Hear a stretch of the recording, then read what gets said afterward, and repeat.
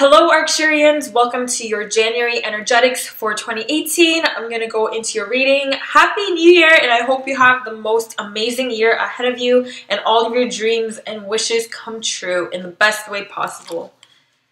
Okay.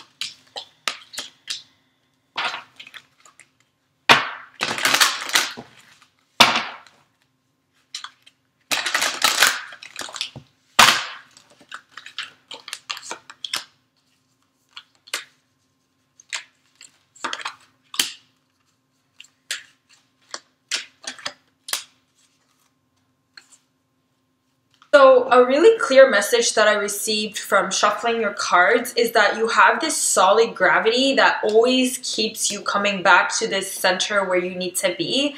It feels like you've put in so much work until now that the energies that you've been building up until now is strong enough to align you straight back into your divine state, even if you get pulled into so many other directions. So that's something to keep in mind while you go through this month. And when you kind of feel off track sometimes, always remember what I just said about this critical mass energy that you've built up like a snowball. It's so much now. There's no turning back. You past the point of no return in this really, really solid connection to your inner self, and there's nothing you can do to even break that unless you want to. But why would you want to do that? So the full moon is very much emphasized in a lot of these readings because it's very significant how the full moon is on the January 1st. It's the first day of January. If you're watching this afterwards, then whatever, pay attention to the next moon. But if you're watching this before, the January 1st full moon is something that you're going to really harness and use in order to release everything. And for you, this is like some sort of resentment on past situations, some sort of regret. This is the apathy card of regretting stuff and resenting stuff, and it's time for you to just let that entire frequency go because you're in the know of how flexible life is and how much synchronicity is at work. And so even if your linear mind thinks that all of the stuff that happened wasn't fair, it's just, you're too mature for you to even buy that story anymore. And to me, that comes up a lot in the terms of life purpose, or maybe stuff like creative pursuits that you've pursued in the past is very much related to this. Maybe you felt like the world wasn't appreciating your art. Maybe you felt like your workplace was really not suited for you. Maybe you've had a lot of disappointments with collaboration and things like that. But that's just something you need to just let go with the full moon, because what's about to come into your life is like irrelevant. You know how when you are so hung up on something and then later on something happens in your life and that just becomes totally irrelevant what happened. For example, let's say that when you were younger, you were really concerned about having a romantic partner. And let's say you were having trouble manifesting one. But in the later years of your life, you have so many options that how you felt back then is so irrelevant. It's kind of like this energy that comes up here. It's like you're going to be so fulfilled with your life's purpose that all of the struggles that you had in the past is going to be not only not only beneficial to this point to have experienced that, but it will just become irrelevant. What you're guided to do is with this moon, set up an intention of harness this magical synchronistic energy and take action to release that. So what I would say is just write everything down and see where you have made failures in the past or mistakes in the past that have actually ended up being a blessing. And when you try finding those sort of patterns, it'll just align back to your inner self and that state of knowing that everything is just steak sauce, A1, A sauce. This energy of taking action is also highlighted in this Ace of Swords. So I do feel like you're going to be taking some really guided, inspired steps this month to make things happen. And these are the things that are kind of really, really destined. And these are the things that have a lot of momentum behind them and a lot of flow behind it. So it doesn't feel like a struggle. And it's very much aligned. And it's something that this action is something that you're going to program with intention so that even if it's a small action, it's magnified to bring about the results that you want. So it's not really about those actions leading to some sort of state, but more like actions that you take to refine your frequency, if you know what I mean, to build up this momentum, to build up the synchronicity. So everything you've been doing has been this constant reiteration of the frequency you want to embody, and it's something that's flexible. The manifestation of that is pretty flexible. So I think you're learning that every time you come up with some sort of desire or the way in which you want something to come about, because life is so flexible and you've really been witnessing that, you're okay with making very precise intentions and just relying on that to take shape in however you want it to take. Now, as an overall energy of the outcome of all of this is the Queen of Wands, which is that attracting magnetic state of everything aligning to your internal worthiness and programming. And this is a very receptive state, balancing these actions that you're taking. So I think you are very much in balance, both feminine and masculine aspects of yourself. And this Queen of Wands is a death to a paradigm. A death to a paradigm. And I don't know if you watched some other readings, but this death card has just been showing up so much. And I know it seems obvious because it's a new year, but I mean, this is just a depiction of death that is like, you've been following this inner guide and it may not necessarily have all the answers you want, or it could just be mysterious the way it takes shape, but you've been following this. And it's finally a time where you've been following this through darkness and you're seeing the manifestation of the light and the other side of this whole journey that you've been trotting through. It's like you've been going through the dark night of the soul and the dark dawn, and finally the sun is coming up. And it's like, I love this death guy. I love this death guide because it's kind of like, hey, are you still there? It's like, you're still following because I've led you to this place now. And you've been trusting your heart so much and knowing that something is going to come about, not necessarily knowing what's coming about, but you've been following. This is another card like that. Talisman is kind of like having that inner navigational system and following your higher self and trusting that as a compass rather than any other external manifestations of what's going to guide you or some sort of hero that's going to come save you. You've learned that the hero itself is that intuition and the connection you have with your higher selves. That's the real aspect of you that you are following, and as a result you get to this milk and honey place, which I know it almost seems like I'm making this up, but I've been shuffling these cards, man. This is literally where it's going. And this ARCTURIan reading is the last reading I'm recording, and so I'm not even surprised that this is what's happening, because most of the readings that I've done for star signs have just been so auspicious. They've all had the death card. They've all had the moon card. So something about this full moon, using that as a release mechanism for everything that hasn't been serving you, especially with Saturn and Capricorn right now, I think is so powerful.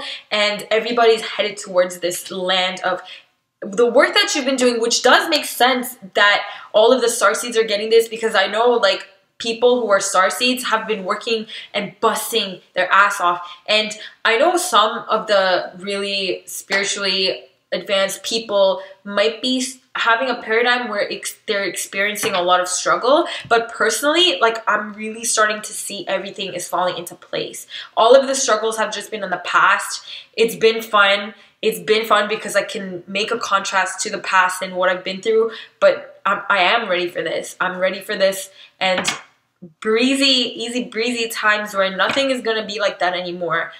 Nothing is gonna take away what you've accomplished, which is this solid connection to the truth of who you are. And at the end of this, the overall energy that you're getting is the Ace of Pentacles. So this is when you see this Ace of Swords, and this clear-cut intention and action that you've taken is also actually translating into this new opportunity. And this is not going to manifest as a single opportunity. This is going to manifest as an overall package of the environmental situation and opportunities and surroundings that is golden to you, and it's perfect for you, and it cannot be attached to a single outcome. That's what I want to stress. And I think that's what you've been navigating through, is kind of learning that this opportunity is a frequency that you are manifesting. So it doesn't have to take form in this or that way. It's just this material sovereignty that you're actually starting to bloom. And this seed has just been solidly planted in the past, especially with these wishing well cards. So I would say go ahead and do whatever ritual is needed for you to wrap up this year in a good manner, and also make the correct intentions. I made a video of goal setting in the 5th dimension that hopefully is helpful for you if you are not sure how to go about setting goals in the 5th dimension or in this new reality that we've stepped in. Because, like, I'm sure you feel this too, but I'm not in the same dimension as I was when I started 2017. I'm definitely in a radically different place, and I'm really grateful for that, and I really do deserve it, because I've just been busting my ass since my paradigm went flipped upside down. I was kind of like forced out of this comfort zone of the 3rd dimensional matrix that I was conditioned into when I was a kid, which I'm not blaming it on anybody, because this is the experience I really wanted to have starting now.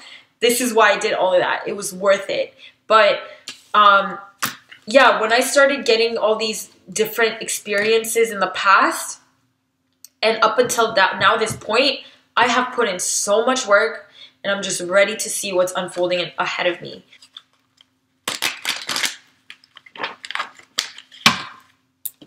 Okay.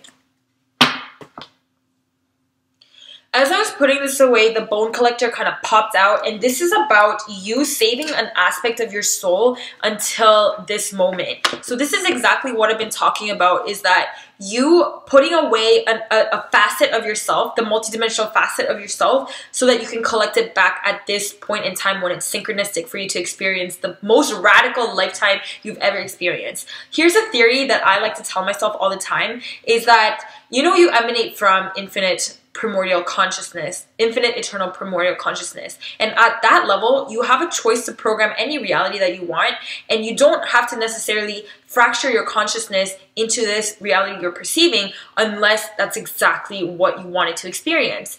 You know, there's different stories about how the 3rd dimensional matrix generates energy for the higher dimension. It generates catalysts for higher dimensions. But if it wanted to, it could have just programmed it into like just a pure light-based consciousness that doesn't require a fractal of its consciousness to experience it. But the fact that you are conscious right now means that you wanted to experience this, and you will find out why, because this is one of the most radical lifetimes of your life. And I know there's different stories about past lives and future lives, but I truly think that you can only consciously experience, especially in linear time, if you invest yourself in linear time of an experience, it's because you really love that lifetime. Otherwise, as a primordial consciousness, I don't think I, on that level, would have put myself in this position. And I can see why. This is quickly really becoming one of my favorite experiences ever. More than Lemuria, more than Arcturian civilizations, more than Pleiadians. I'm sure they're amazing in their own right, but look at me. I'm here now, doing this right now with you, and you're doing this with me. Softly, softly, the tender touch is your Sacred Rebels card.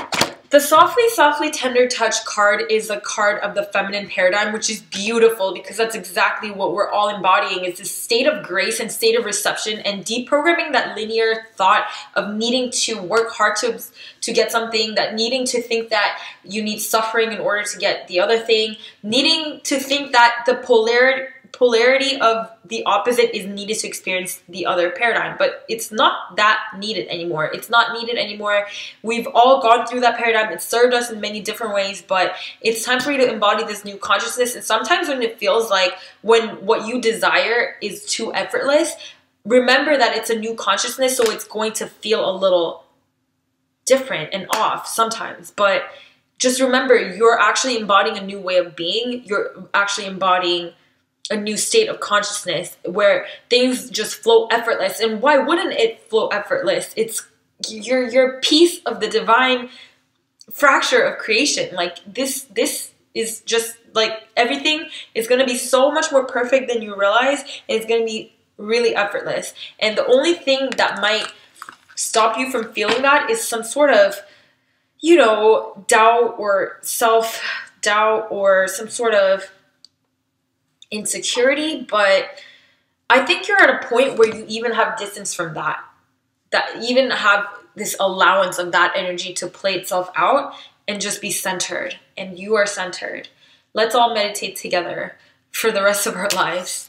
Let's just see what unfolds. I mean, you have a really good spread. I hope that this spread has been somewhat helpful to you. Let me know if you resonate with this. Thank you so much for tuning in. I love you so much. If you haven't subscribed to my channel, please subscribe, because I make content every week and it's just gonna get better because I'm allocating more and more time to it. Like first I started out being like, oh, it's just like a side thing, but I'm getting way more serious because I'm like quickly starting to realize like this is what I really want to do. So best of luck to you throughout this month. Love you.